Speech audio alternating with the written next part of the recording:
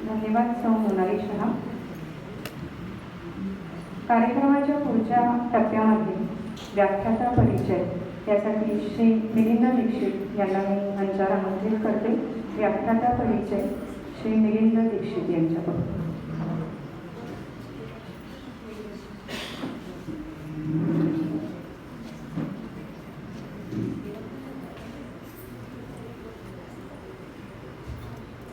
नमस्कार. सर्वांचे मनापासून स्वागत. माननीय अध्यक्ष आणि व्याख्यात्या यांचं सुद्धा मनापासून स्वागत. नांदेड सिटीत जे उपक्रम चालतात त्यातला सांस्कृतिक आणि सामाजिक जी गरज आहे आपल्या रहिवाशांची त्याला चांगल्या तऱ्हेने मिळावं याकरिता अशा प्रकारच्या व्याख्यानमाला स्वानंद जनकल्याण प्रतिष्ठान आणि भारती स्त्री शक्ती घेत असते आणि यापुढे सुद्धा घेत राहतील. माझ्याकडे जी जबाबदारी आहे ती आजच्या प्रमुख वक्त्या डॉक्टर श्यामाताई गोंडसे यांचा परिचय करून द्यायचा. त्यांचा परिचय करून द्यायचा झाला तर मला वाटतं कदाचित 1 तास कमीत कमी लागेल. एवढं त्यांचं कार्य आहे. सामाजिक आणि साहित्य क्षेत्रातलं एक जाणतं नाव आहे. डॉक्टर गोंडसे यांनी लौकिक शिक्षण म्हणलं तर MA PhD आहे आणि त्यांनी प्रबंध जो लिहिला आहे तो वीरशैवांचे मराठी आणि हिंदी वाङ्मय अतिशय वेगळ्या विषयात प्रबंध केला आहे. त्याच्यानंतर विविध प्रबंधिकासुद्धा त्यांनी याप्रमाणेच लिहिलेले आहेत. प्रकाशित ग्रंथ किंवा पुस्तकांची संख्या जवळजवळ 30 ते 35 आहे. या प्रत्येक पुस्तकात सामाजिक, स्त्रीविषयक, धार्मिक, संत वाङ्मय यावर बऱ्याच वेगवेगळ्या प्रकारे समीक्षा, टीका, चर्चा, वेगवेगळ्या विषयांचा उहापोह त्यांनी केलेला आहे. त्यातला त्यांचा अभ्यासू व्यक्तिमत्व दिसून येतं.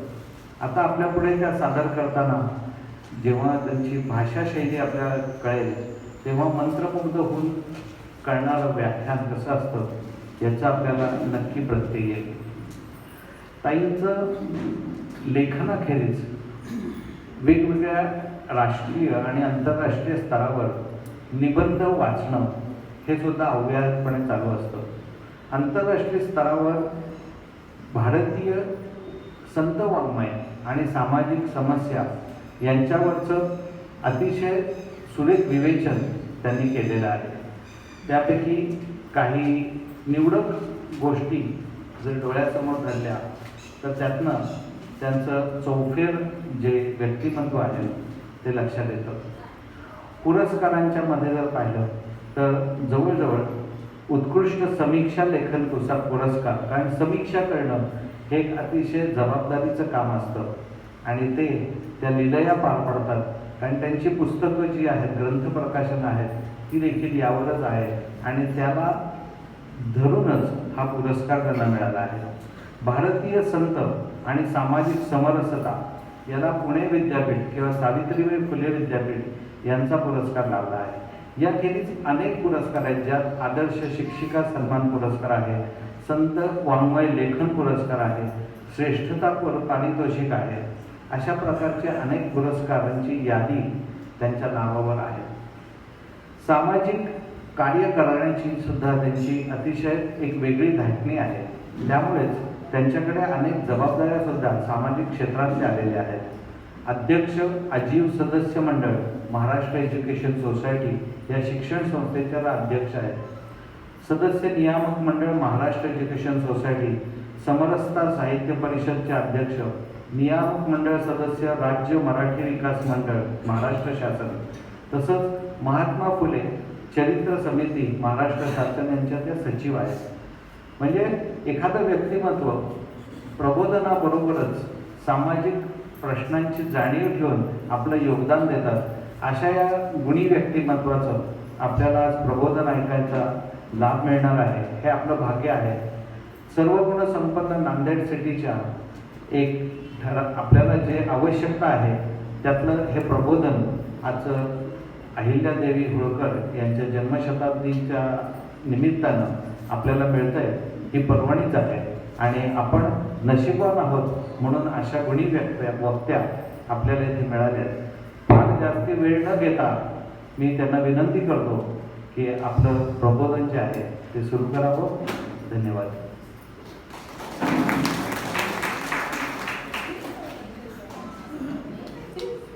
मातरम. भारत मातेला मी विनम्र अभिवादन करते. देवी अहिल्ये शुद्धमती तू सर्वांची माता. देवी अहिल्ये शुद्धमती तू सर्वांची माता. ईश्वर आला तुझ्या स्वरूपे होऊन या त्राता. ईश्वर आला तुझ्या स्वरूपे होऊन या त्राता.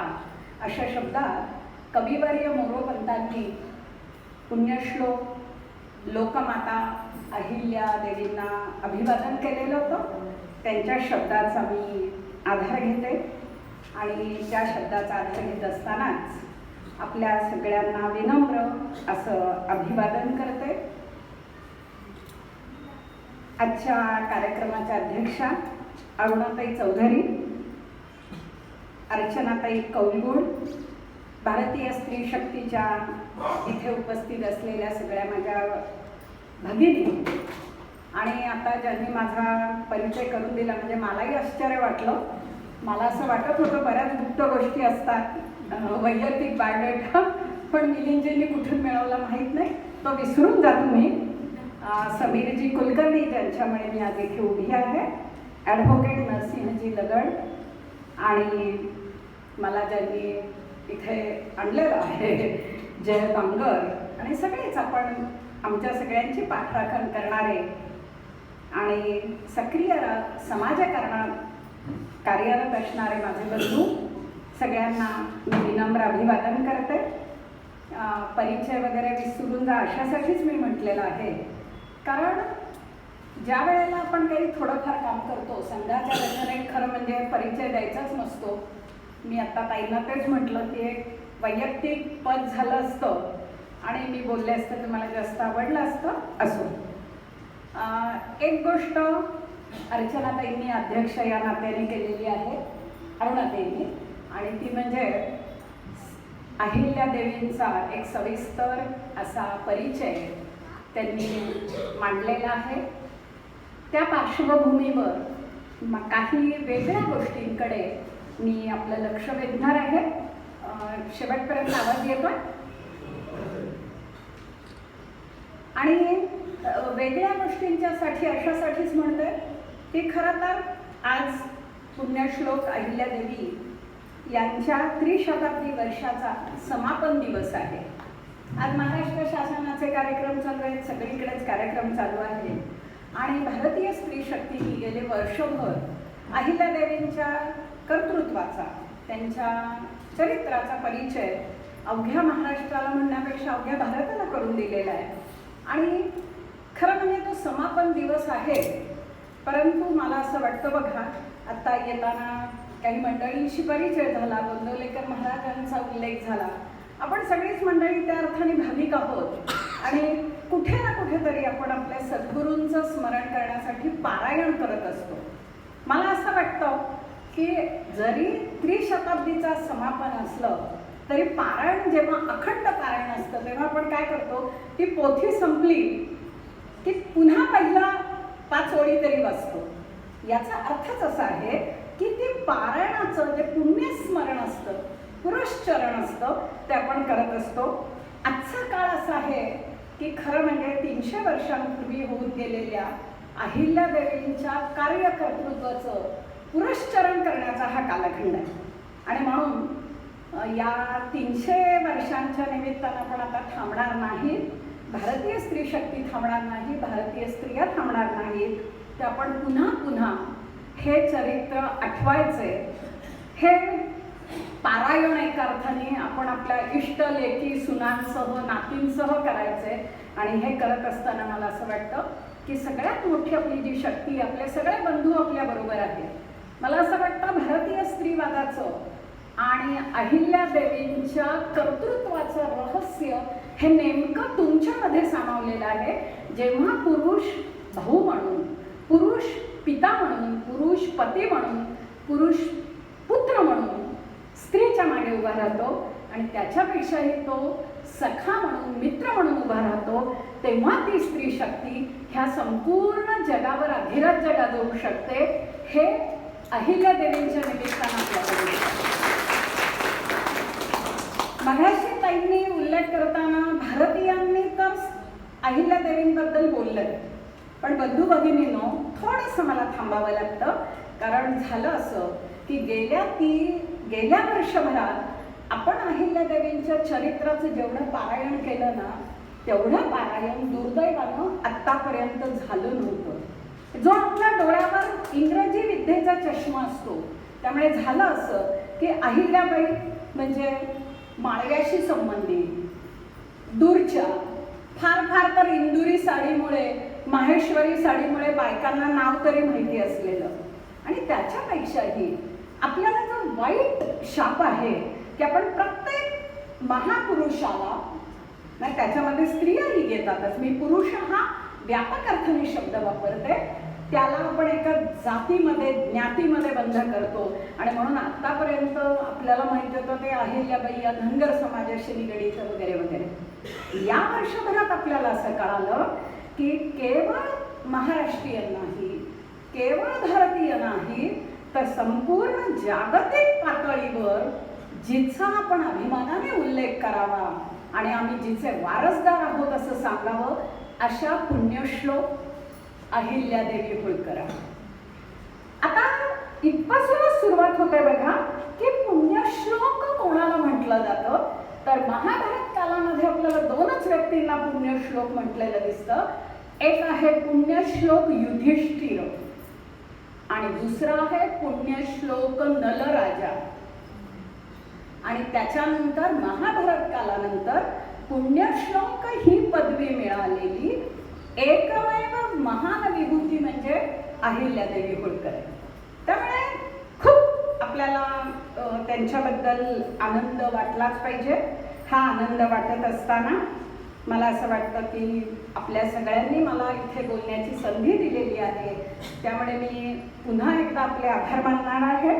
अतिशय सुंदर असं सूत्रसंचालन डॉक्टर नेत्रा देशपांडे करतात, त्यांचंही मी कौतुक करते. आणि माझ्या मुख्य विषयाला मी सुरुवात करणार आहे. एक असं आहे बघा की मगाशी म्हटल्याप्रमाणे ताईंनी एक व्यापक अशी पार्श्वभूमी किंबहुना जे ज्ञातचरित्र आहे किंवा अहिल्याबाईंचं जे आपल्याला सगळ्यांना माहिती असलेलं चरित्र आहे ते त्यांनी मांडलेलं आहे. मला असं वाटतं 2-3 गोष्टींकडे मी आपलं लक्ष वेधणार आहे आणि ते थोडक्यात वेधणार आहे. मुख्य माझा भर जो असेल की आज आपण छत्रपती शिवरायांचं नाव घेतो, परंतु छत्रपती शिवरायांचा खऱ्या अर्थानं वैचारिक वारसदार जर कोण असेल तर त्या पुण्यश्लोक अहिल्याबाई होळकर आहे. या अंगानं आजवर अहिल्यादेवींचा विचार गेल्या वर्षभरामध्ये सुद्धा फारसा झालेला नाही. कराड आणि अन्य काही ठिकाणी मी त्याचं थोडंसं सुतोवाचन केलं. आज तुमच्या सगळ्यांच्या साक्षीनं हा काही विषय मांडण्याचा मी प्रयत्न करणार आहे. अहिल्यादेवी या स्त्री शक्तीचा मानदंड आहेतच. सामान्य कुटुंबातील एखादी मुलगी म्हणण्यापेक्षा एखादी स्त्री जर तिला संधी मिळाली तर जगावर राज्य करू शकते, याचा जागतिक पातळीवरचा मानदंड म्हणजे पुण्यश्लोक अहिल्याबाई होळकर. मगाशी आपल्या लक्षात आलं की साध्या पाटील होते वडील, पण एका छोट्या गावचे होते. आजही आपल्याला सगळ्यांना माहिती आहे की गेल्या संघाच्या प्रयत्नातून चोंडी गावापर्यंत जाण्याचा रस्ता झाला नाही. तर 10 वर्षापूर्वी आम्ही गेलो तिथे तर तो चिखल आणि ते तुडवत माहितीच नव्हतं लोकांना गाव. त्यामुळे एका छोट्या गावातली मुलगी ज्या वेळेला तिच्या कर्तृत्वानं मोठी होते, अर्थात ही कर्तृत्वाने कुठली मोठी होते बघा. आज दुर्दैवाने काय झालंय, तुमच्या आणि माझ्या मनात एक शल्य मी इथं उभं असताना आज आपल्या पुण्याचं नाव एकूणच बदनाम झालंय हुंडाबळीच्या निमित्तानं. किती वाईट मंडळी असू शकतात सासरची याच्या निमित्तानं. मला असं वाटतं बघा, हे जेव्हा असं काही घडतं, ज्याला नकारात्मक काही घडतं पार्श्वभूमी, या नकारात्मक पार्श्वभूमीला पुसून टाकण्याचं काम काही सकारात्मक गोष्टींनी आपण केलं पाहिजे. आणि ते करण्याचं काम हे भारतीय स्त्रिया अधिक करतात. त्यामुळे आपल्याला ताईंच्या बोलण्यातून जाणवलं असेल की 8 वर्षाची मुलगी जिच्यामध्ये काहीतरी वेगळेपण आहे. अहिल्यादेवी कुठेही त्यांच्या, मी जे बोलणार आहे ते होळकर कैफियतच्या आधारे प्रामुख्याने बोलणार आहे, काही पुराव्यांच्या आधारे बोलणार आहे. अहिल्यादेवी कुठेही सुस्वरूप वगैरे वगैरे अजिबात नाही, म्हणजे तुमच्या माझ्यासारखे सामान्य आहे. आणि सामान्य बाईमध्ये असलेलं जे असामान्यत्व आहे ना, ते ओळखण्याची एक रत्नपारखी नजर आपल्या सुदैवाने 2 व्यक्तींनी त्यावेळेला दाखवली. एक म्हणजे पहिले बाजीराव पेशवे आणि दुसरे आहेत ते त्यांचे सरदार मल्हार बाबा होळकर. 8 वर्षाची जेमतेम मुलगी आता जे सांगितलं की ती जे वडिलांना म्हणते किंवा पेशव्यांना जे उत्तर देते की जे आपण घडवलं त्याचं प्राणपणानं रक्षण करणं हा खरं म्हणजे प्रत्येक माणसाचा धर्म असतो. आता मला माहित नाही याच भाषेत 8 वर्षाची मुलगी बोलेल का, पण आपल्याला असं लक्षात येतं बघा, तुम्ही किंवा मी बाई म्हणून काय करतो, साधा घरामध्ये एक साधा कप आणला, वेगळी काहीतरी वाटी आणली तरी आपण किती जपून वापरतो. म्हणजे ती आपण वापरतो, आलेल्या सुनेलाही सांगतो अगं ते माझ्या वेळेचं नीट जपून ठेव. बघा, जपून ठेवणं, जपून वापरणं ही बाईची खासियत आहे. बाईने, अहिल्यादेवीने नेमकं काय केलं, ही जी अंगभूत स्त्री शक्ती आहे ना, त्या अंगभूत स्त्री शक्तीला विकसित केलं. अर्थात ते विकसित करण्यामध्ये कोणाचा वाटा आहे, तर त्यांच्या सासू सासऱ्यांचा. गंमत तुम्हाला अशी वाटेल बघा की सुभेदार मल्हारराव होळकर तर मोठे होतेच, वादच नाही, त्यांचं कर्तृत्व सगळ्यांना माहिती आहे. पण त्याच्या जोडीला एखादा पुरुष कर्तृत्ववान असला तर त्याला तितकीच समर्थ साथ असावी लागते आपल्या धर्मपत्नीची. आणि ती साथ गौतमाबाईंनी दिली आहे. अहिल्यादेवींच्या सासूबाईंचं नाव आहे गौतमाबाई. तोंडाने अत्यंत फटकळ म्हणून होळकर कैफियतमध्ये त्यांचा उल्लेख आहे, पण तोंडाने फटकळ असल्या तरी देखील त्या अत्यंत कर्तृत्ववान होत्या. नवऱ्याच्या मागे, प्रत्येक यशस्वी पुरुषाच्या मागे स्त्री असते असं एकेकाळी म्हटलं जायचं. त्या एकेकाळामध्ये बाई आहे गौतमाबाई. आणि नेमकी ही गोष्ट पहिल्या बाजीरावांनी ओळखली. पहिल्या बाजीरावांनी काय केलं, ज्या वेळेला अहिल्यादेवींच्या लग्नानंतर 1 वर्षांनी मल्हार बाबांना माळव्याची सुभेदारी मिळाली. बरेच त्याच्यामध्ये होते, 6 किल्ले होते, मेवाड होता वगैरे वगैरे वगैरे बरेच जिल्हे होते, त्या तपशिलात मी जात नाही. पण त्यांनी त्यावेळेला काय केलं बघा की जर मल्हाररावांच्या कर्तृत्वाला अधिक विकसित करायचा असेल, त्यांच्या कर्तृत्वाचा उपयोग हा जर मराठा साम्राज्यासाठी करून घ्यायचा असेल, कारण आपण मराठा साम्राज्य असंच म्हणतो, मराठा साम्राज्याची खासियतच अशी आहे की ते कुठल्याही एका जातीशी निगडीत नाही. हे आधी आपण लक्षात घेतलं पाहिजे. कारण आज जे काही चाललं ना, आज इतका चांगला दिवस आहे, पण मी जेव्हा फेसबुकवर सहज आज चालत होते तर दुःख होतं. आज कुठला काळ आहे, 300 वर्षानंतर सुद्धा आपण फक्त जातीपातींचे राजकारण करतोय. कोणाला तरी शिव्या देतो, कोणाला तरी हे करतो, आणि हे करताना कळत नाही की मराठा साम्राज्याची जी मजबूती आहे ती राष्ट्र या कल्पनेवर आहे. कारण शेवटी हा महाराष्ट्र आहे. महाभारत कालापासून नरराष्ट्र म्हणून ज्याचा उल्लेख केला जातो तो महाराष्ट्र. आपल्याला माहिती नसतं, अरे महाभारत कालात आम्हाला नरराष्ट्र म्हणायचं. किती बघा, इथली जी शक्ती आहे ना, त्या शक्तीचं एक प्रतीक म्हणजे आपण सगळे आहोत, तुम्ही मी आहोत. पण आज आपण काय करतोय, हातामध्ये जे काही समाज माध्यम आहेत त्याच्या आधारे आपण फक्त एकमेकांच्या जातीचं राजकारण करतोय, एकमेकांना वेड्या वाकड्या भाषेत बोलतोय. आणि याही पार्श्वभूमीवर मला पुण्यश्लोक अहिल्यादेवींचं वेगळेपण जाणवतंय, त्यांच्या सासूबाईंचं वेगळेपण जाणवतंय. या ज्या गौतमाबाई होत्या त्यांचे कर्तृत्व पहिल्या बाजीरावांनी ओळखलं. आणि तुम्हाला आश्चर्य वाटेल की पेशवाईमध्ये एकमेव गौतमाबाई मल्हारराव होळकर ही स्त्री अशी आहे की जिच्या नावानं पहिल्या बाजीराव पेशव्यांनी 3 लाखाच्या उत्पन्नाचा मुलूक खाजगी म्हणून त्यांना बहाल केला.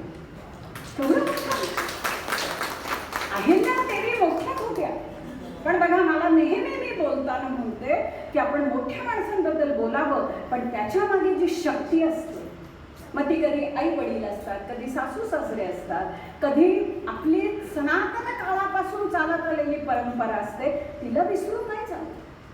कुठलीच महान व्यक्ती ही आकाशातल्या काही पावसाबरोबर येत नाही किंवा जमिनीतून उगवत नाही. आणि म्हणून मला गौतमाबाईंचं वेगळेपण असं जाणवत आहे की गौतमाबाई, ज्या बाईला खाजगीमध्ये 3 लाखाचा त्या काळात मुंडूक मिळालेलं, आणि काळ कोणता आहे बघा, गौतमाबाईंचा काळ असेल, अहिल्यादेवींचा काळ आहे, स्त्री म्हणून मला संकोच वाटेल असा तो काळ आहे.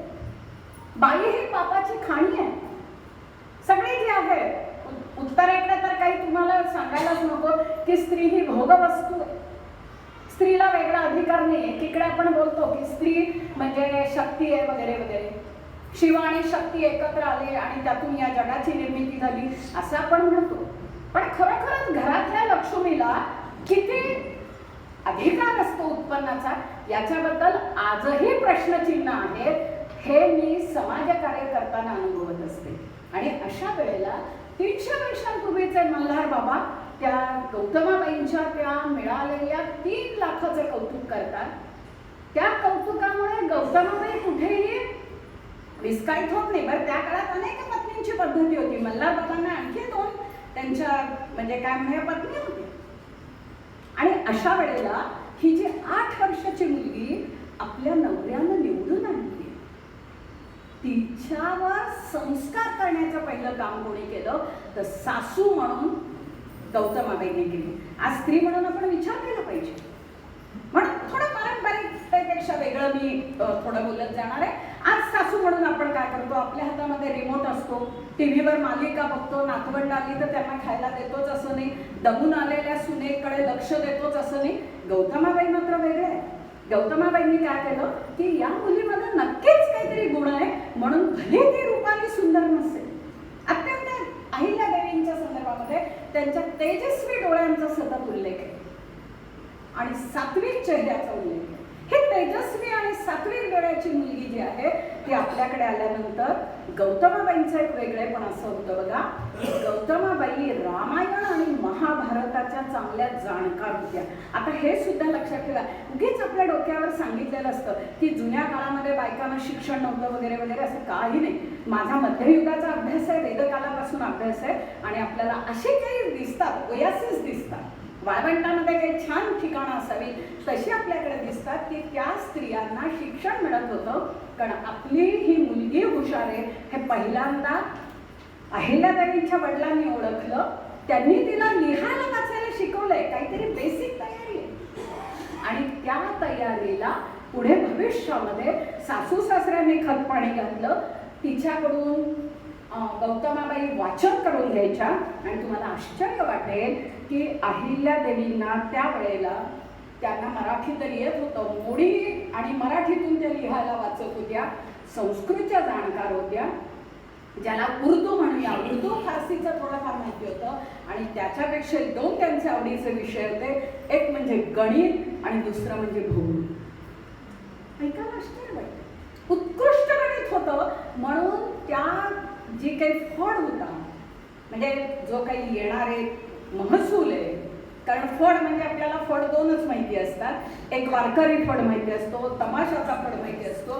पण मध्ययुगामध्ये आणि विशेषतः पेशवे कालामध्ये जिथे सगळे कारकून बसायचे, जिथे उत्पन्नाची सगळी ऑडिटर एका अर्थाने आजच्या वर्षी, हे काम जे होतं, अहिल्याबाई इतक्या गणितात हुशार होत्या की सहज मल्हार बाबा तिथे घेऊन बसायच्या. सासू असे म्हणायचे नाही की तू आता इथेच थांबलं पाहिजे, ते मुक्त प्रवेश होता. आणि ही मुलगी सहजपणे एखाद्या कारकुनाच्या हिशेबातली छोटीशी चूक काढायची. याचा फायदा काय झाला, पुढे आपल्याला असं दिसेल की पेशवाईमध्ये सर्वात ज्याला आपण असं म्हणूया की उत्तम जे काही आलेलं आय आणि व्यय आहे, इन्कम आणि आपण जो काही खर्च करतो, त्या सगळ्याची बारकाईने माहिती असलेली एकमेव ही राजकारणी बाई होती. या राजकारणाचा फायदा काय झाला आपल्याला सगळ्यांना माहिती आहे.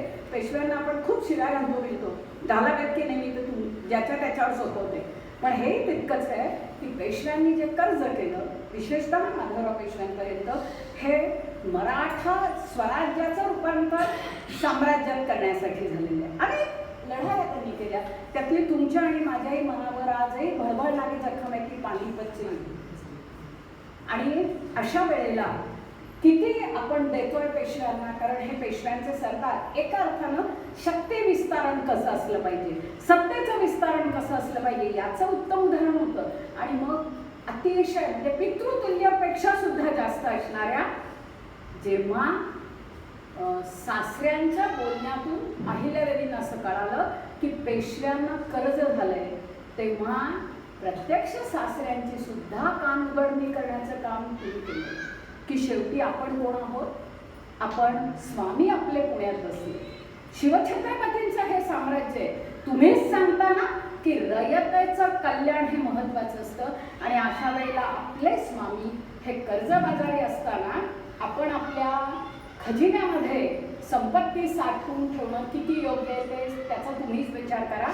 आपल्याला होळकर पेटियतमध्ये उल्लेख मिळतात, मल्हार बाबा इंदोरवरून आले, पेशव्यांचं बरंचसं कर्ज त्यांनी फेडलं आणि ते परत गेले. आता बघा हे जे कम्युनिकेशन आहे, कुठलाही कुटुंब कधी स्थिर राहतं जेव्हा मोठी माणसं घरातली आणि येणारी सून यांच्यामध्ये काही नातेसंबंध असेल, देवाणघेवाण असेल वैचारिक. आज एकीकडे आपण म्हणतो, आता आपण कुटुंब कल्याणचं समिती सांगते कुटुंब सुरक्षेचं काम करतोय, कुटुंब वाचवतोय, पण मला वाटतं ते कधी वाचवणं शक्य आहे, ही देवाणघेवाण वैचारिक असली पाहिजे. आणि मग अशा वेळेला जो प्रसंग घडलाय तो प्रसंग किती महत्वाचा आहे बघा. आणखी एक सांगायचं की अहिल्यादेवींना भूगोलाच्या असणाऱ्या ज्ञानाचा उपयोग पुढे मल्हार बाबांना वेगवेगळ्या मोहिमा राबवताना झाल्या. ते असं सांगायचे की मी आता या बाजूला आहे, मला ती रसद इथे पोचली पाहिजे, तिथे पोचली पाहिजे. आणि अहिल्यादेवींचं आणखी एक वैशिष्ट्य होतं की त्यांना तोफखान्याची, भाला तर त्या उत्कृष्ट फेकायच्याच, पण त्यांना तोफखान्याची फार माहिती होती. मल्हार बाबांनी त्यांना प्रोत्साहन दिलं आणि पहिला ज्याला आपण म्हणूया भारतीय तोफखाना उभारला गेला, दारुगोळा उभारला गेला. तोफखान्याची विशिष्ट प्रकारची दारू किंवा दारुगोळा लागतो, तो अहिल्यादेवींच्या देखरेखीखाली हे आपल्याला माहितीच नाही. आणि ती तोफा कशा लावायच्या, तोफांची रचना कशी असली पाहिजे, कुठे तोफ लावल्यानंतर ती किती त्या काळात मैलाच्या भाषेत किती मैलावर जाऊन पडेल याच्या जाणकार त्या काळातल्या अखंड हिंदुस्थानातल्या एकट्या अहिल्यादेवी होती. हे देखील आपण बघायला पाहिजे. त्यांनी घाट बांधले वगैरे वगैरे तर माहिती पाहिजे, पण तुमच्या मुलींना असं सांगा की हेही अहिल्यादेवींना माहिती होतं, कारण राणी लक्ष्मीबाई सैनिकी शाळेची मी 10 वर्ष काही जबाबदारी होती, त्यामुळे मी माझ्या मुलींना हेच सांगायचे. आणखी काय आहे, जो प्रसंग सांगितला की खंडेराव होळकरांचा कुंभेरीच्या लढाईमध्ये गोळा एक आला, त्यांचा मृत्यू झाला. अतिशय तरुण होत्या अहिल्यादेवी, 15-2 मुलं होती. आणि त्या काळात एक प्रथा नक्कीच होती की बाईला स्वर्ग मिळायचं असेल तर तिने नवऱ्याबरोबर सतीच गेलं पाहिजे. ती प्रथा होती का कुप्रथा होती याचा आपण विचार करतो आता, पण ती प्रथा होती. प्रथेप्रमाणे अहिल्याबाईंनी सगळा सतीचा साधे शृंगार केला आणि त्या सासू सासऱ्यांना नमस्कार करायला आल्या. त्यावेळेला त्या जेमतेम 19-20 वर्षांच्या, काही ठिकाणी म्हणतात 29 वर्षांच्या, वर्ष सोडून द्या पण तरुण होत्या हे नक्की. आणि त्यावेळेला त्यांच्या सासऱ्यांपेक्षाही सासूनं गौतमाबाईंनी त्यांना सती जाण्यापासून रोखलं. बघा, जर कुटुंब मला टिकवायचं असेल तर सासू म्हणून माझी भूमिका किती महत्वाची. मला कुप्रथेलाच तोडलंच पाहिजे. आणि त्यावेळेला गौतमाबाई असं म्हणतात की पोरी, तू जर सती गेलीस तर काय होईल, फार फार तर सती म्हणून तुझा सत्कार होईल, मंदिर बिंदिर आम्ही बांधू, पण एक लक्षात ठेव, तुझे सासरे ते तुला सांगतात की तुझा जन्म प्रजेसाठी आहे. तू गेलीस तर या दौलतीला कोण सांभाळणार. आम्ही आता असं समजू की आमचा खंडू राहिला आणि अहल्या गेली. आपल्या मुलाचं स्थान सुनेला देणं किती जणांना जमतं? आपण अंतर्मुख असलं पाहिजे.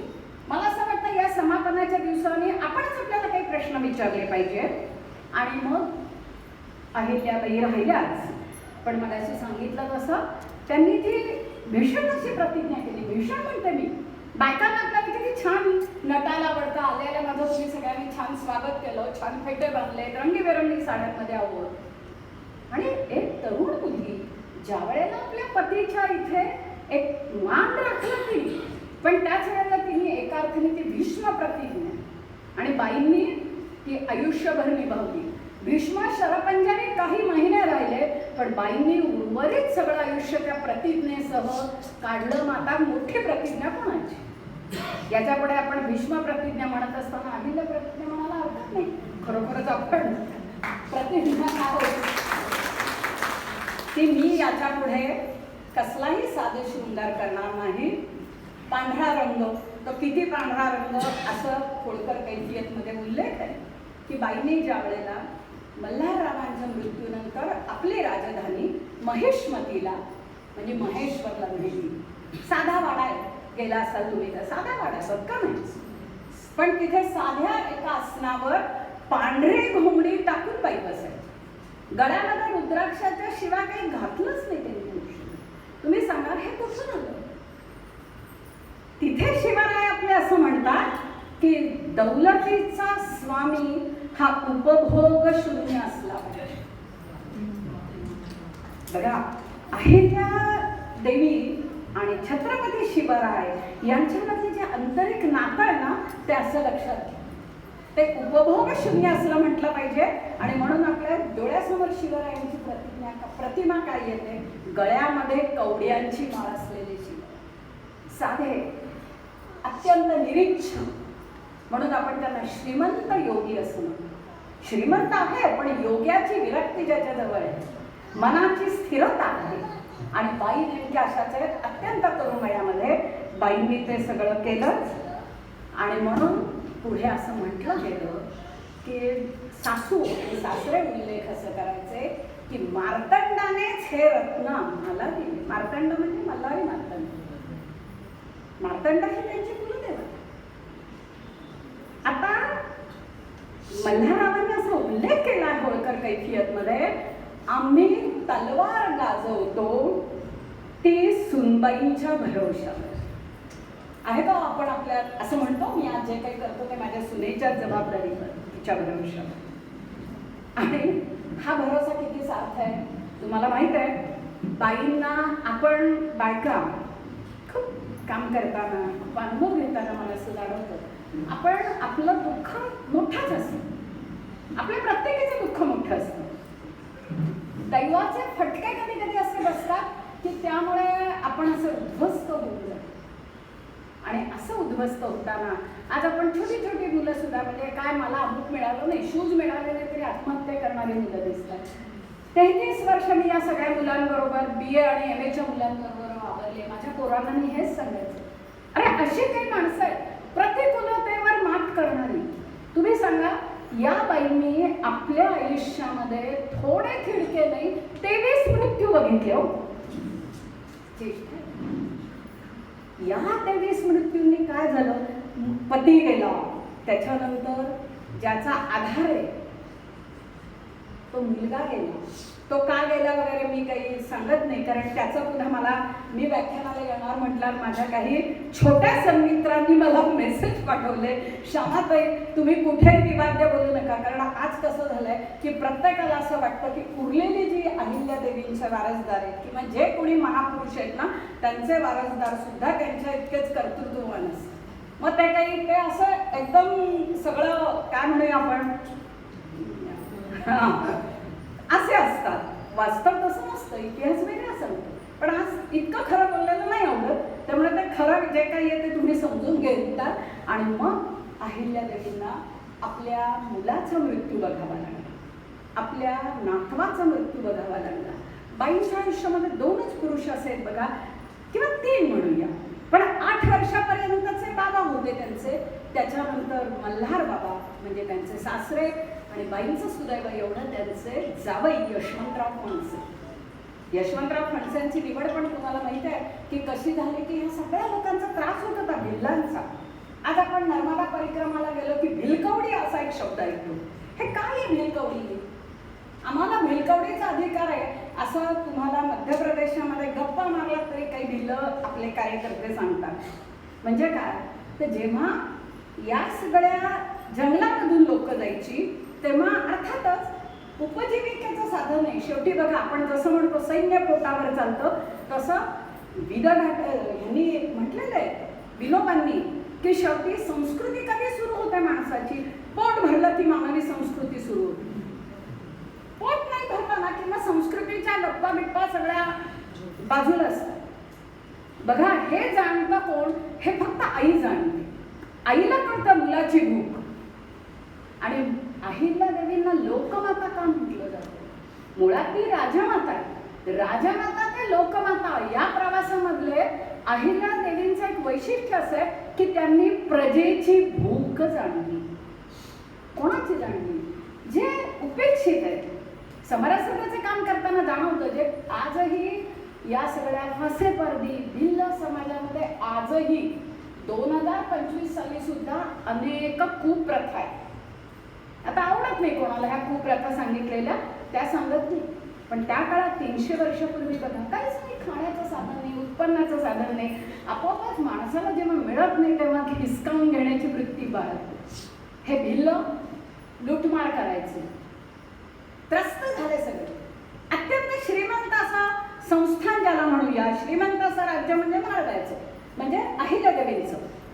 आणि मग तुम्ही मी असतो तर काय केलं असतं? पटहुकूम वगैरे काढला असतं. अहिल्यादेवींनी असं सांगितलं. पहिली त्यांनी जी ॲक्शन घेतली ती पण किती महत्त्वाची आहे बघा. आणि तिथेच बाई या जातीपातींपलीकडे कशा जातात? त्यांनी असं सांगितलं की जो कोणी भिल्लाचा बंदोबस्त करेल त्याला मी माझी मुलगी देईन, त्याला मी जावई करून देईन. केवढं मोठं होतं टेकास लावणं. शिवछत्रपतींनी आग्र्याहून सुटका करताना त्या छोट्या संभाजी राजांना मथुरेमध्ये ठेवलं तेव्हा काय झालं असेल त्यांचं? आपल्या पोटचा गोळा तिथे पणाला लावणं. नेमकं हेच केलं की रे बघा. माहित नाही येणारा तो बंदोबस्त करणारा कोण असेल, तरुण असेल, म्हातारा असेल, काही माहित नाही. केवढं बघा जनकल्याणासाठी, प्रजा कल्याणासाठी स्वतःला पणाला लावणं, टेकास लावणं जे म्हणतात ते या दोनच महापुरुषांनी केलं. एक शिवछत्रपतींनी आणि दुसरं राजमाता अहिल्यादेवी. सुदैव त्यांचं यशवंतराव फणसे नावाच्या तरुणानं भिल्लांचा बंदोबस्त केला. बाईंनी त्याची जात पात न बघता आपला जावई करून घेतला. मात्र तो करत असताना पुन्हा असं आहे बघा, बाईंच्यामध्ये मी जेव्हा विवाद्य ठरते खूप वेळेला, कारण आज आपल्याकडे काय आहे की इंग्रजी चष्म्यातून आधुनिक काळातली जी मंडळी आहे त्यांनी सगळ्यांनी स्त्री सुधारणेचा वगैरे वगैरे कार्य केलं असं मानलं जातं. पण त्याच्याही आधी अहिल्यादेवींनी जे काही कार्य केलंय ना स्त्रियांच्या सुधारण्याचं, जाता जाता सांगा मुख्य काम कुठलं केलं की बालविवाह रोखले. आजही तुम्ही सांगा बालविवाहाच्या बद्दल ते रोखणं किती अवघड आहे. पण त्यांनी नुसतं केलं नाही, वटहुकूम नाही काढलं. स्वतःची मुलगी जी मुक्त आहे तिला सर्व शस्त्रास्त्रांचं शिक्षण दिलं, सैनिकी शिक्षण दिलं. आणि तोपर्यंत ती मुलगी 18 वर्षांची झाली. तेही 300 वर्षांपूर्वी घरामध्ये 18 वर्षाची मुलगी ठेवल्यानंतर काय घडलं असेल कल्पना करा. बाईंनी केलं. त्या मुलीशी आपल्या यशवंतराव फणसेंचं लग्न लावले. आणि आपल्याला असं दिसेल की बाईपणाच्या पलीकडे जाणं. आपल्याकडे उदाहरण सांगते की स्त्रीवाद असा शब्दप्रयोग तुम्ही ऐकला असेल, फेमिनिझम. त्याच्यामध्ये काय आहे, फेमिनिस्टांचं म्हणणं काय असतं की बाई किंवा पुरुष हा मुळात नसतोच. ऐकायला विचित्र वाटतंय ना. बाई किंवा पुरुष नसतोच, तो घडवला जातो. आणि माझ्या बंधूंनाही अनुभव आहे. लहानपणी आपल्याला खूप राग येतो, चिडतो, दुःख होतं. तुम्ही रडायला लागलात की आई सांगते अरे काय मुलगी आहेस का, रडतोस काय?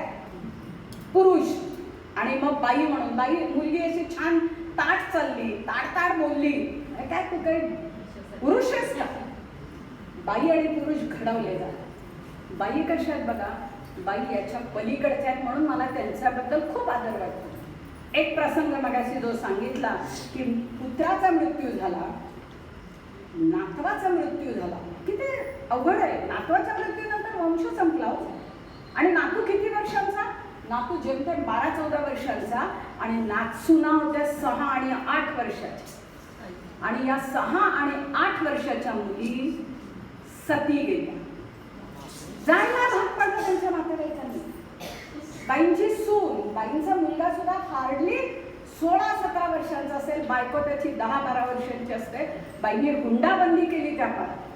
आत्ताच्या सगळ्या पार्श्वभूमीवर मला बाई पुन्हा आठवतं. त्यांनी हुंडाबळी केली, हुंडाबंदीचा कायदा केला. एक सुतळीचा तोडा सुद्धा घेतला.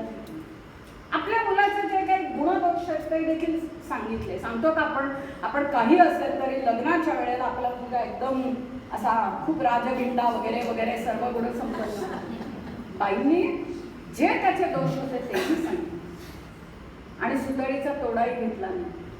बाईंनी जवळजवळ 17 ते 18 जणींना सती जाताना बघितलं. खंडेराव होळकरांच्या आणखी 2, अहिल्याबाई खिरीस्तांना आणखी 2 पत्नी होत्या. नाटकशाळा होत्या, मुस्लिम कंचनी होत्या. सगळ्यांनी सती, बाईंनी प्रत्येक वेळेला विरोध केला. आणि मग अशा वेळेला त्यांना ऐकवलं जायचं की आमच्या घराण्यात ही प्रथा नाही, आमच्या घराण्यामध्ये विधवा कोणीच नाही. हाच आहे बघा, तुम्ही खाप पंचायत वगैरे बघा, आपण खूप भाग्यवान आहोत महाराष्ट्रात जन्माला. आणि तिथे सतीचं मंदिर, सतीचं ते सगळं. आणि अशा वेळेला उल्लेख होळकर कैफियतमध्ये बाई खूप विरोध करायच्या, पण त्यांना अफूच्या गोळ्या देऊन, औषध देऊन, वेगवेगळ्या अन्नपदार्थात मिसळून बेशुद्ध केलं जायचं आणि हे कर्म झालं. बाईंनी घातलेले वाद आहेत. होळकर कैफियतमध्ये बाईंनी तज्ज्ञ लोकांना बोलवलं की सतीच्या प्रथेला काय धर्मशास्त्राप्रमाणे आधार आहे. आणि बाईंनी त्यांना सांगितलं की हा आधार कुठेही नाही. पुरुष काय करतो, बायको मेल्यानंतर, त्या काळात तर प्रथा होती की बायको गेल्यानंतर तो 14व्या-15व्या दिवशी पुन्हा भोवल्यावर चढतो. कितीही वेळा चढतो. अव्वल इंग्रजी काळातही दिसतो. ताराबाई शिंदे वाचून बघा, अगदी अलीकडच्या आहेत. अलीकडच्या म्हणजे 150-1 वर्षांपूर्वी, 100-125 वर्षांपूर्वी बाईंनी सांगितलं. पण असं कुठे लिहिलंय की नवरा गेल्यानंतर बाईने सती जायला पाहिजे, तीही माणूस आहे. अर्थात त्या काळात कोणाला पटणं शक्य नव्हतं. पण बाईंनी मात्र स्वतःचं बाईपण अत्यंत अभिमानानं मिरवलं. मला तुम्हाला भगिनींनो हेच सांगायचंय, मी बाई आहे म्हणून आपण निराश होण्याचं कारणच नाही. आपण तर खऱ्या अशा वारसदार आहोत, जनाबाई सारख्या, तीही 800 वर्षांपूर्वीची, की स्त्री जन्म म्हणून न व्हावे उदास. बाईचा जन्म मिळाला म्हणून तुम्ही उदास व्हायचं कारण नाही. उलट परमेश्वराचे आभार माना की तुम्हाला बाईचा जन्म मिळाला, सृजनाची शक्ती मिळाली. बाई कशा होत्या बघा. बाईंनी ज्या वेळेला मगाशी तो उल्लेख झाला की त्यांचा नातूही गेला आणि कोणीतरी दरबारात फितूर असतंच. बाईंच्याकडे संपत्ती खूप होती. इंदोर आणि माळवा आणि हा सगळा होळकरांचा प्रांत आहे ना, सगळा व्यापार चालायचा. बाईंनी, त्यांच्या सासऱ्यांनी अतिशय बुद्धिमत्तेनं त्या खजिन्यात भर टाकली. जेव्हा मल्हार बाबा गेले, जाण्याच्या आधी त्यांनी आपला 16 लाखाचा खजिना सुनेच्या स्पर्धेत केला. त्या काळातले 300 वर्षांपूर्वीचे 16 लाख म्हणजे आज काय असेल. बाईंनी जेव्हा त्या खजिन्याचं, आणि असं आहे ना की चांगलं चाललं की विघ्न संतोषी माणसं आपलीच असतात, फितूर असतात. कोणीतरी पेशव्यांना कळवलं, पेशव्यांना म्हणजे राघोबा दादा पेशवे, त्यांच्याबद्दल आपण पुण्यात बोलायलाही नको अशी स्थिती. राघोबा दादा एक होतं, अनेक दुर्गुण होते पण एक सद्गुण होता, आणि ते म्हणजे ते प्रचंड शूर होते. अटके पार झेंडा लावणार. पण अशा अटके पार झेंडा लावलेल्या एक बाई काय उत्तर देते बघा. ते आले, हेतू वेगळाच होता, पण ते आले आणि त्यांनी असं सांगितलं की तुमच्याकडे जे दुःख झालंय, नातूही तुमचा गेलाय, तर मी क्षेम कुशल पुसण्यासाठी आले. बाई राजकारणी बघा, बाईंच्या मध्ये शिवछत्रपतींच्या नंतर राजधुरंदर जर कोणी असेल ना तर त्या अहिल्याबाई आहेत. त्यांनी असं कळवलं की जर तुम्हाला माझं क्षेम कुशल पुसायचंय तर एवढी मोठी फौज घेऊन का आला, एकटे या. निरुत्तर झाले आणि मग बाईने सांगितलं की मी बाई आहे असे मानू नका.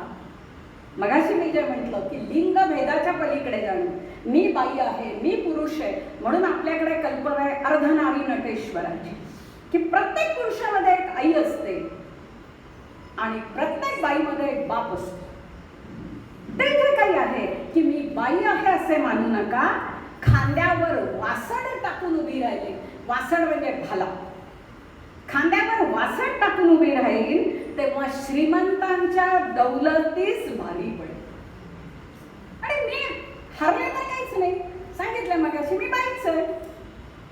पण तुम्ही हरलात तर काय होईल, काय झालं असेल आपल्याला माहित आहे.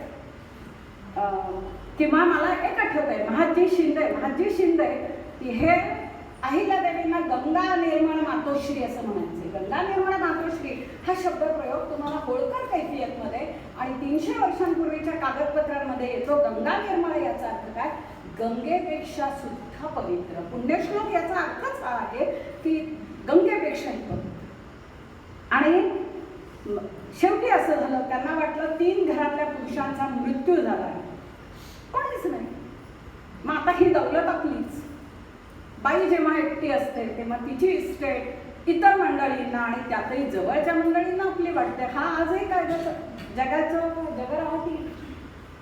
महाजी शिंद्यांनी असं सांगितलं की मला या दौलतीतला काही भाग पाहिजे, कारण पाटील बाबा आणि मी मिळून एकत्र हे मिळालं. बाईंचं वैशिष्ट्य होतं, आता दानधर्माच्या तर आपल्याला कथा माहिती आहे, पण बाईंचं वैशिष्ट्य होतं, बाई अत्यंत व्यवहार चतुर आणि आपल्या भाषेत बोलायचं पुणेरी तर म्हटलं तर कंजूस होते.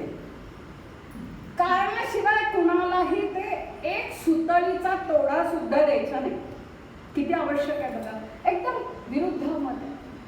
आणि मग त्यांनी सांगितलं, त्या महाजी शिंद्यांनी त्यांना निरोप पाठवलं की मातोश्री आता अधिक उणे न बोलता जोडून घ्या. जोडून घ्यावे म्हणजे काय, मी मागणी करतो ते तुम्ही द्या. काय तुम्ही म्हणता हल्ली मांडवली वगैरे, एका अर्थाने मांडवलीच आहे नाही, तर ते करा तुम्ही. माफ करा, म्हणजे सामाजिक कार्य करताना असे शब्द बरेच कानावर येतात ना, तर तुम्ही जोडून घ्या. आम्ही पुरुष बघा काय ते कसं डोळ्यासमोर ते महाजी शिंदे त्यांचा भव्य देह आणि चणीने बारीक असलेल्या अहिल्याबाई असं डोळ्यासमोर चित्रण. आम्ही पुरुष, आपण केवळ स्त्री आहात. आम्ही आक्रमण करायचे ठरवले तर, असा खलिता पाठवलाय, तो खलिता आहे. बाईंनी त्याच्यावर उत्तर पाठवलंय, बाईच्या अंगात काय शक्ती असते हे तुम्ही फक्त अहिल्यादेवींकडून शिका.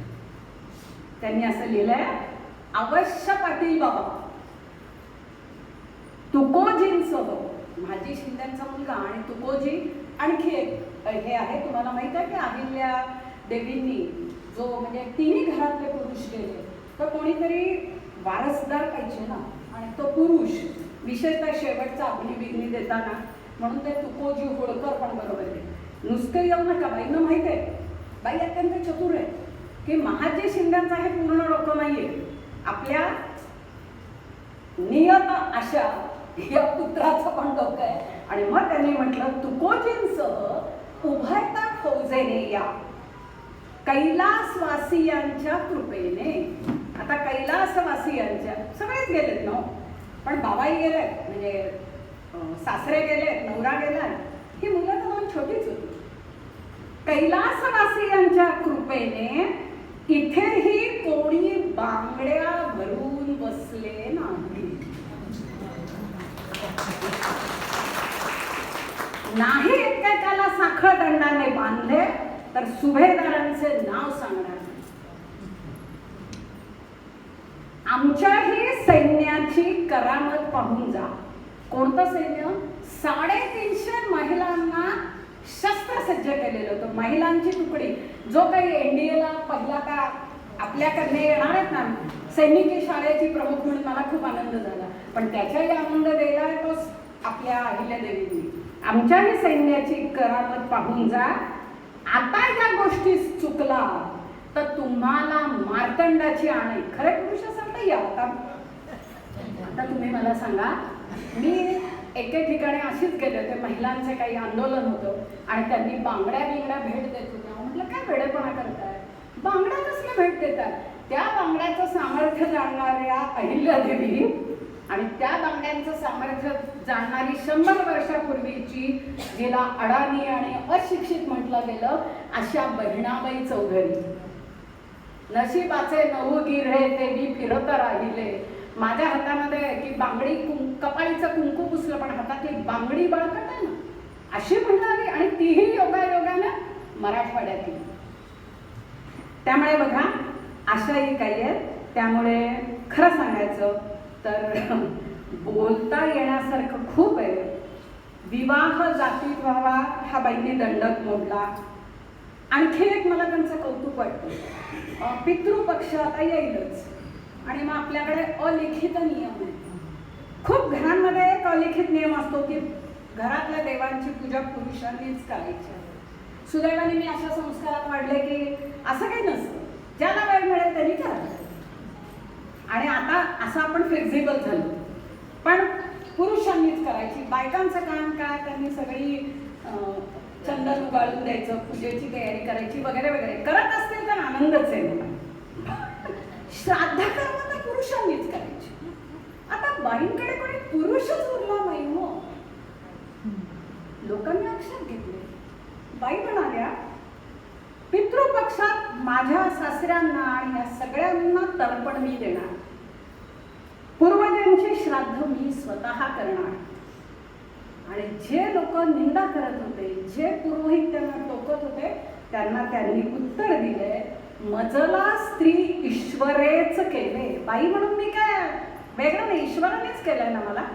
मजला स्त्री ईश्वरेच केले, मला विधवाही त्याने केले. मी जशी आहे तशी हे करणार. आहे का आपल्याकडे हा ठामपणा? बाईंनी दानधर्म खूप केला, पण त्या दानधर्मामागे हिंदुत्व रक्षणाची एक दृष्टी होती. हे लक्षात घ्या. कुठल्याही एका राजघराण्यातल्या श्रीमंत विधवा बाईनं पुण्य मिळावं, नंतर स्वर्गात जागा मिळावी, याच्यासाठी हा दानधर्म केलेला नाही. तुमच्या असं लक्षात येईल की जिथे जिथे परकीयांनी उद्ध्वस्त केली आहेत ना, ती मंदिरं बाईंनी अधिक जोमाने बांधली. औरंगजेबानं काशी विश्वनाथाचं मंदिर उद्ध्वस्त केलं. बाईंनी त्याच्या शेजारीच त्या मशिदीला लागून आजचा, म्हणजे आता मोदींनी खूप त्याच्यामध्ये बदल केले, पण आजचं जे काशी विश्वनाथाचं मंदिर आहे ते त्या मशिदीच्या भिंतीला लावून बांधण्याचं पहिलं धाडस दाखवणारा एकमेव पुरुष म्हणजे अहिल्यादेवी. त्यामुळे हे लक्षात ठेवा की सर मालकमनी जे राणी लक्ष्मीबाईच्या संदर्भात म्हटलं होतं की कॅप्टन रोज, मालकमबाईंच्या वेळेचा कॅप्टन रोज म्हणून जो होता अहिल्या आपल्या राणी लक्ष्मीबाईंच्या वेळेचा, त्यांनी असं लिहून ठेवलंय. हे इंग्रजांनी लिहिले म्हणून तरी आपल्याला कळतं की बंडखोरांमधला एकमेव पुरुष म्हणजे राणी लक्ष्मीबाई. आता योगायोग बघा की या दोन्ही कन्या महाराष्ट्रीयन आहेत. म्हणजे आपण बायकांनी तर किती ठामपणे अन्यायाविरुद्ध उभं राहिलं पाहिजे आणि दुसऱ्यांवर जर अन्याय होत असेल तर तोही थांबवला पाहिजे. बाईंनी सगळं जे केलंय, का बरं त्यांनी विहिरी बांधल्या, पारवा बांधल्या, केवळ त्याच्या मागे लोकांना पाणी देणं होतं का? विचार करा. बाईंचं, मला फक्त बाईंच्या आयुष्यातला एक चमत्कार वाटतो. बाईंच्या 28 वर्षांच्या राज्याच्या कारकिर्दीमध्ये त्यांच्या राज्यात कधीही दुष्काळ पडला नाही. बाकी बंगालला पडला, महाराष्ट्रात पडला, उल्लेखच नाही. हे चमत्काराचे नाही बघा, हे बाईंचं पुण्य असतं. आणि तरीही बाईंनी का बरं हे केलं, याचा कधी विचार केला का? त्याचं कारण महत्त्वाचं असं आहे की पानिपतचं युद्ध हे बाईंच्या संपूर्ण कारकिर्दीमधलं एक भळबळणारी जखम, अश्वत्थाम्यासारखी जखम. आणि बाईंना हे माहिती होतं. बाईंनी त्यांच्या परीने मदतही केली या युद्धामध्ये. परंतु या पानिपतच्या युद्धामध्ये मराठा सैन्य पाणी करत नाही. मराठ्यांच्याबद्दल आजही मी जेव्हा उत्तरेत जाते, मी बोलते, स्पष्टपणे बोलते, तेव्हा सगळे म्हणतात की दीदी तो झाशी की राणी आहे. कारण जे पटत नाही ते, म्हणजे इथे तुम्ही सगळेजण, मला खात्री आहे की जेवायचं असेल तर तुम्ही काय म्हणणार, मलाच सोडा, बाकीच्या भगिनींना तुम्ही आधी घ्या. उत्तरेत असं नसतं. जेवणाचं ताट लावलं की ते तुटून पडतं. बायका वगैरे ते काही बघत नाही. किंवा पुरुषाने कितीही बकवास मुद्दा मांडला ना त्या सेमिनारमध्ये, वाह वाह वाह वाह, क्या बहुत बात, बहुत बढिया बढिया असं म्हटलं जातं.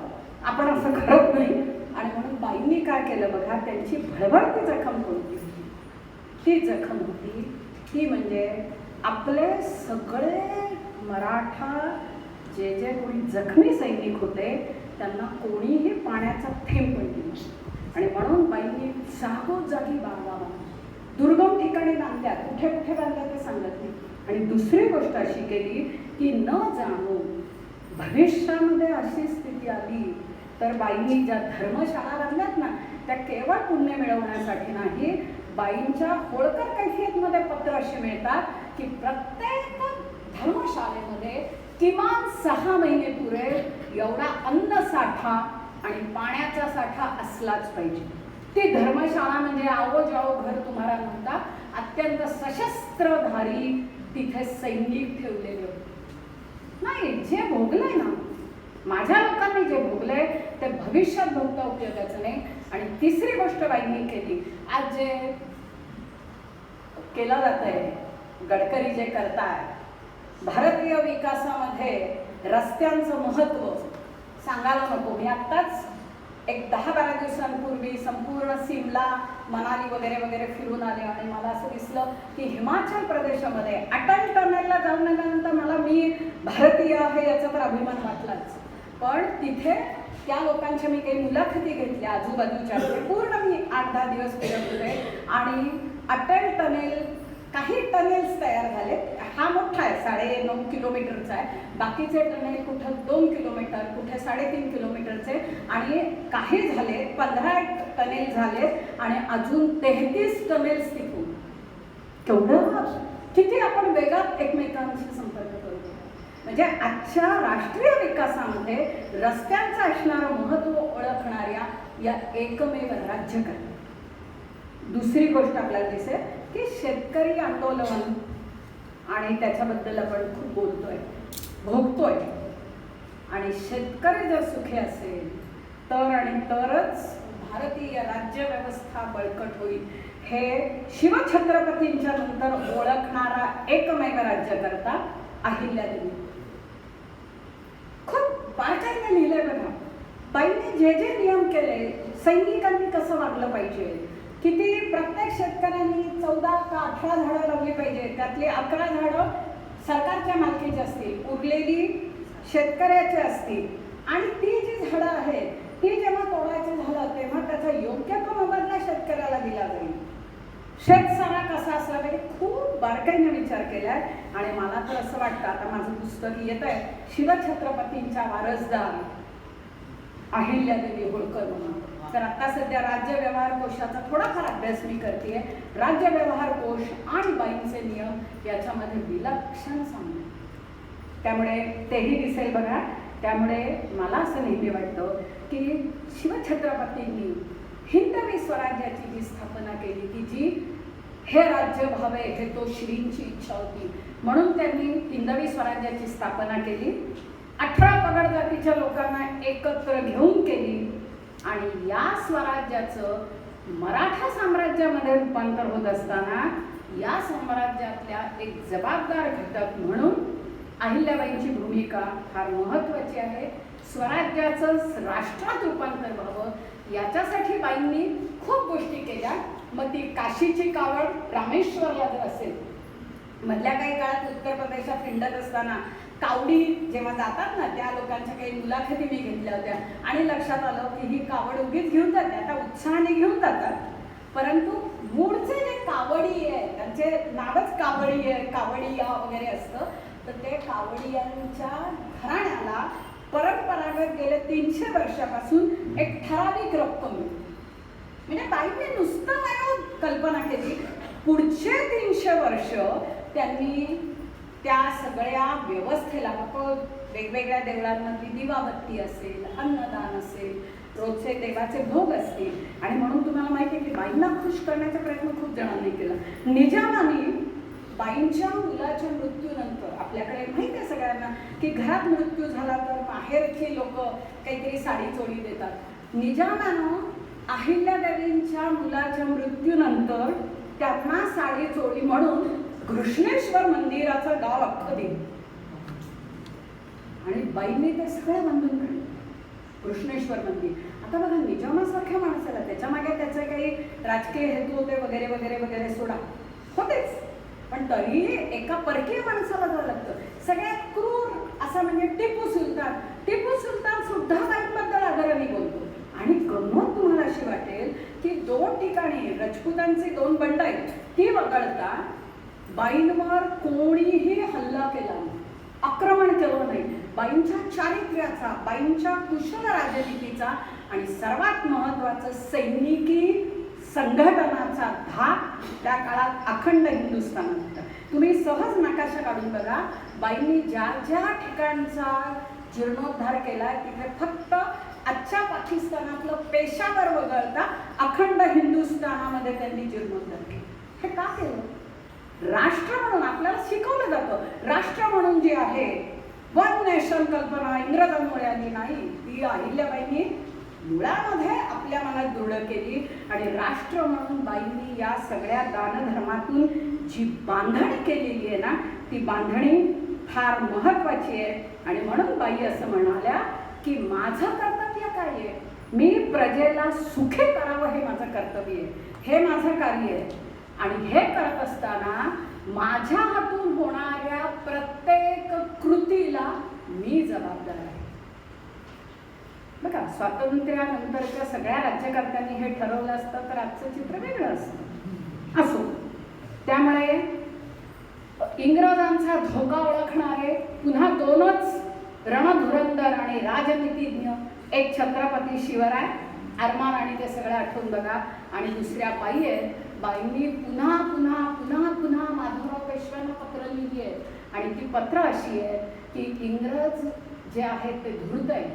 बाईंनी शब्द वापरलाय ते अस्वलासारखे, गुदगुल्या करून ठार मारणारे. आणि म्हणून त्यांना, त्यांच्यापासून तुम्ही सावध राहायला पाहिजे. हे सावध राहणं मला असं वाटतं भविष्य काळामध्ये आपण सगळ्यांनी लक्षात घेतलं पाहिजे. आज जो विविध भाषा, विविध प्रांत, विविध संस्कृतीने नटलेला आपला जो देश आहे, त्याला खरंच जर आपल्याला एकत्र आणायचं असेल तर मला असं वाटतं पहिलं गोष्ट आपण धार्मिक असलं पाहिजे, परंतु गतानुगतिक असं नको. धर्म ही गोष्ट वेगळी आहे. धर्मोद्धार येते प्रजा, मी किती संघटन करते. आणि म्हणून बाई अत्यंत समन्वयवादी होते. त्यांच्या राज्यात सगळ्याच लोकांना आपल्याला माहिती आहे मोठा आश्रय होता. आणि म्हणून गतानुगतिकता, कर्मकांड आपण टाळलं पाहिजे, ज्याच्यामुळे तुम्ही मी एकत्र येऊ असं आपण काय केलं पाहिजे. आणि सगळ्यात महत्त्वाचं धर्म आणि मानवतावाद, धर्म आणि शक्ती, धर्म आणि सामर्थ्य, हे सगळं जर तुम्ही लक्षात घेतलं तर मला वाटतं खूप महत्त्वाचं आहे. आणि या धर्माच्याला आणखी एक जोड पाहिजे, ती म्हणजे अर्थातच ज्या गतिविधीबद्दल आपण सध्या सगळे बोलतोय संघ परिवारातले, ती म्हणजे सामाजिक समरसता. जातीपातींपलीकडे जाऊन नुसता विचार नाही केला पाहिजे, कष्टकऱ्यांचे कष्ट ओळखले पाहिजेत. आणि म्हणून तुम्हाला असं दिसेल की बाईंनी नुसते रस्ते नाही बांधले, बाईंनी नुसत्या पाणपोयाने उघडल्या, जागोजागी त्यांनी तकिये उभारले. तकिये म्हणजे काय, जे हमाल असतात, खांद्यावर ओझं घेऊन जातात, त्यांना उभ्या उभ्या कुठेतरी टेकता यावं, ते त्याचं बरोबर ओझं तिथे राहील आणि तो श्वास घेऊ शकेल अशा तकियांची निर्मिती केली आणि पोट भरलं की मानवी संस्कृती सुरू होते हे बाईंनी लक्षात घेतलं.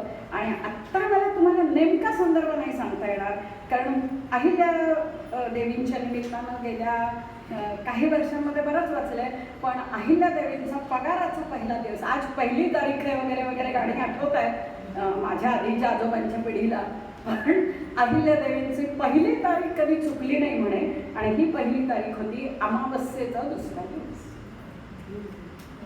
नवीन महिना, आणि तो बाईंनी पाळला.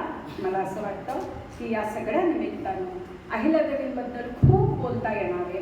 तुम्हाला सगळ्यांना अहिल्यादेवीच्या साक्षीने, भारतमातेच्या साक्षीने एक नम्र विनंती आहे की जरी 300 वर्ष आज पूर्ण झालेली असती तरी अहिल्यादेवी वाचा, त्यांच्या कार्याचा साक्षेपणा अर्थ लावा.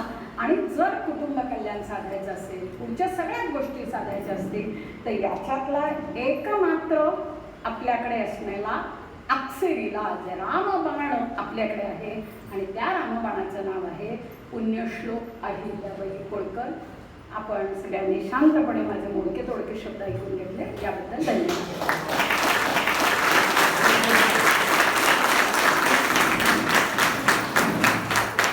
असं वाटायला लागलं तुमचं खरं तर नाव श्यामाताई उर्फ मोहिनीताई असं टाकायला पाहिजे, कारण मोहिनी अक्षरशः आमच्या सगळ्यांवर तुमच्या विचारांची होती. असं वाटत होतं की तुमच्या जिभेवर सरस्वतीच्या रूपेने अहिल्या स्वार झालेली आहे आणि ती स्वतःबद्दल सगळं सांगत आहे. आणि 28 वर्षाची कारकीर्द, आणि असं वाटतं की 500 वर्ष जगल्यात का काही, इतक्या सगळ्या गोष्टी एखादी स्त्री 28 वर्षाच्या कारकिर्दीत कसं करू शकते. आणि कालच खडकवासलामध्ये इंडियाची आपली पहिली गर्लची जी तुकडी आहे ती बाहेर पडली आहे. ते ND असू दे, वन नेशन थेरी असू दे, कनेक्टिव्हिटी असू दे, अगदी आजचं ब्रह्मोस सुद्धा आपण जर म्हटलं तर त्याचा पाया हा अहिल्या देवींनीच घातलाय असं आपण म्हणू शकतो. तर आपल्या डोळ्यात अहिल्या देवींचं अंजन आपण घालून घ्यायला पाहिजे असं मला वाटतं. आणि अहिल्या देवी 500 वर्ष पुढं होत्या आणि आपण 300 वर्ष मागं आहे असं मला एकूणच हे विचार ऐकून वाटलं. तर आम्ही अजूनही सगळेजण त्या ट्रान्समध्ये आहे आपल्या बोलण्याच्या, आणि आजच्या कार्यक्रमाला आपण सगळे आलो त्याच्याबद्दल आपण स्वतःलाच थँकफुल म्हणूया. आणि आपल्याला इतक्या सुंदर विचार, इतके प्रखर विचार ऐकायला मिळाले, जे हल्ली ऐकायला मिळणं फार अशक्य झाले. अगदी गुळगुळीत बोलणं हल्ली ऐकायला मिळतं, म्हणजे कोणालाच दुखवायला नको आणि मी किती छान आणि सगळं छान. तर असं बोलणं ऐकणं कसं असं ऐकायला मिळत नाही, आणि आमचं भाग्य आहे की आम्हाला इतक्या चांगल्या दिवशी इतक्या उत्तम वक्त्या आणि इतका उत्तम कार्यक्रम अटेंड करायला मिळाला आणि ऐकायला मिळालं. श्यामाली घोडसे, पुन्हा एकदा मनपूर्वक धन्यवाद आमच्या सर्वांकडून तुम्हाला. कार्यक्रमाच्या शेवटाकडे आलो आहे, पण त्याच्यापूर्वी एक सूचना आहे. कार्यक्रम संपल्यानंतर ज्यांना शक्य आहे त्यांनी, ज्यांच्या बिनहाताच्या खुर्च्या आहेत त्यांनी आपल्या त्या खुर्च्या आहेत त्या रस्त्याजवळ एकत्र करण्यास मदत करावी. ज्यांना शक्य आहे त्यांनी श्री भावे आणि श्री गोडबोले याच्यासाठी मार्गदर्शन करतील, त्यांना आपण सहकार्य करा. कार्यक्रमाच्या शेवटी येताना आपण पसायदानानं कार्यक्रमाचा शेवट करणार आहे. दुरितांचे तिमिर जावो, विश्वस्वधर्म सूर्ये पाहो, जो जे वांछिल तोते लाभो प्राणी जातो. आपल्या माऊलींनी ही प्रार्थना केलेली, आणि अहिल्या देवींना सुद्धा मातोश्री असं म्हणायचे, त्यामुळे दोघंही आई या रूपात आपल्या समोर आहे. आणि हेच पसायदान आपल्या समोर सादर करत आहे सौ शिल्पा वैद्य, सौ स्नेहल गोरे, सौ तन्वी दीक्षित आणि आभा गोवर्धन. आणखी एक सूचना आहे पुन्हा एकदा, श्री महेश भागवत यांनी अहिल्यादेवी यांच्या जीवनावरील 25 पुस्तके उपलब्ध केलेली आहे. कार्यक्रम संपल्यानंतर ती इच्छुकांना मोफत देण्यात येतील याची आपण सर्वांनी नोंद घ्यावी. धन्यवाद.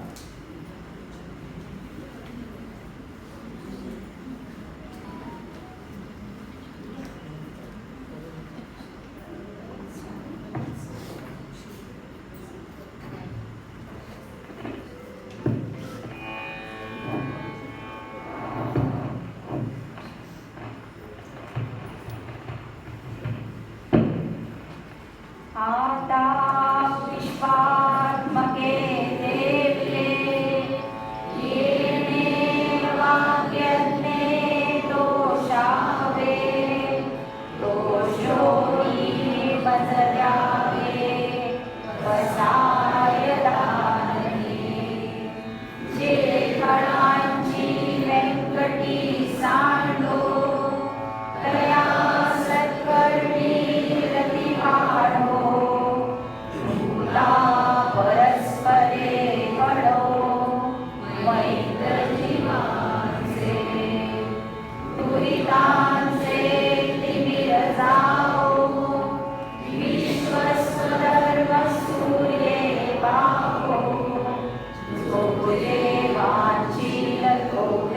केला हो प्राणी जात वर्षत सकळ मंडळी ईश्वर निष्ठांची मांदियाळी अनवरत भूमंडळी भेट तू भूता चला कल्पतरूंचे आरव चेतना चिंतामणीचे गाव बोलतीचे अर्णव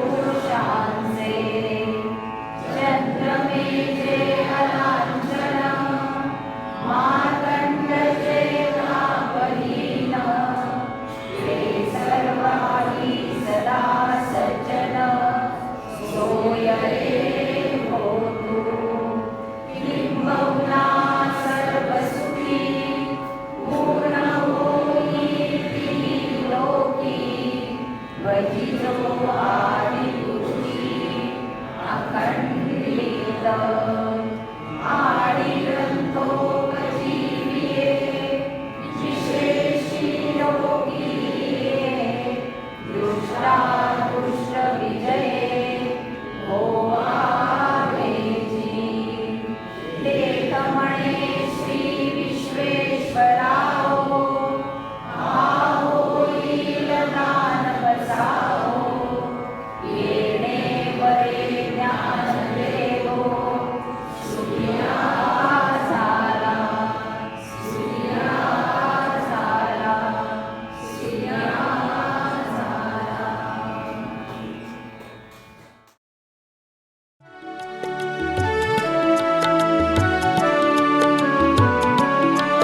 हे कर्मयोगिनी राजयोगिनी जयतु अहल्या माता जय जयतु अहल्या माता जय जयतु अहल्या माता युगो युगो तक अमर रहेगी यश कीर्ति की गाथा जय जयतु अहल्या माता जय जयतु अहल्या